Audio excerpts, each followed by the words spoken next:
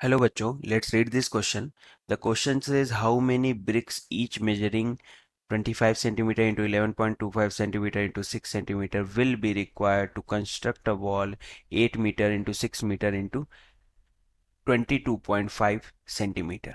तो हम देख लेते हैं हमारा की कॉन्सेप्ट क्या होगा. की कॉन्सेप्ट, तो की कॉन्सेप्ट हो जाएगा वॉल्यूम ऑफ क्यूबॉइड.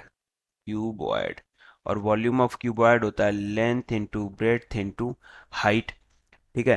अब आप देखो, यहाँ पर दिया हुआ है कि एक वॉल है जिस वॉल की लेंथ ब्रेड्थ और हाइट दी हुई है और उस पे ब्रिक्स लगाने हैं.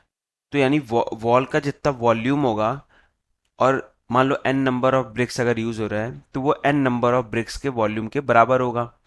यही सिंपल कॉन्सेप्ट लगेगा यहाँ पर कि वॉल वॉल्यूम ऑफ वॉल जो होगा वो N number of bricks into volume of one brick के बराबर होगा. यानी जितने भी ब्रिक है उनका समेशन ऑफ वॉल्यूम कर दो equal to volume of wall के बराबर होगा. अब यहाँ क्या क्या चीज़ें दी हैं वो देख लेते हैं. लेंथ ऑफ वॉल वो दिया हुआ 8 मीटर यानी 800 सेंटीमीटर. ब्रेड्थ ऑफ वॉल यानी 6 मीटर यानी 600 सेंटीमीटर.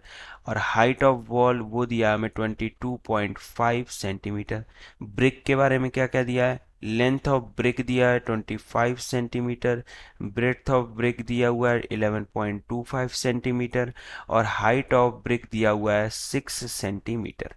अब बस हम इसको सॉल्व कर लेते हैं. Volume of wall equal to N into V B. तो एन इज इक्वल्स टू लिखते हैं क्योंकि एन ही चाहिए हमें. एन इज इक्वल्स टू हो जाएगा L W into B W into H W यानी 800 into 600 into 22.5 divided by 25 into 11.25 into 6. तो आप यहाँ देखो 11.25 से ये कैंसिल आउट हो जाएगा दो बार में क्योंकि दो पचे 10, दो दूनी चार एक 12, दो तीन चार एक 5 और दो एक कम दो, दो एक कम दो, तो 22.5. और यहाँ से ये कैंसिल आउट हो जाएगा 600 टाइम्स में.